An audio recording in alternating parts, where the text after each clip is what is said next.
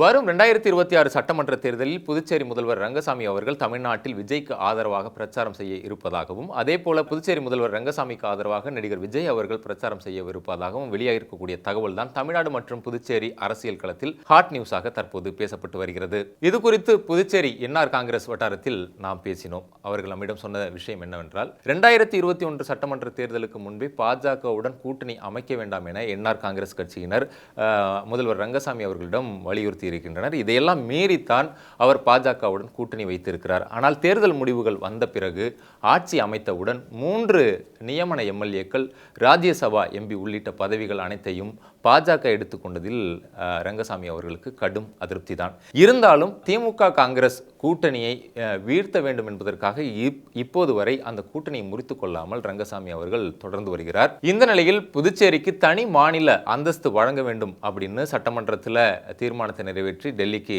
அனுப்பினார் ரங்கசாமி. அதையும் மத்திய பாஜக அரசு இதுவரை கண்டுகொள்ளவில்லை. இதனால் புதுச்சேரியிலுடைய பல்வேறு தரப்புகளிலிருந்து போர்க்குரல்கள் எழுந்தன. அதையும் மத்திய பாஜக அரசு கண்டுகொள்ளவில்லை.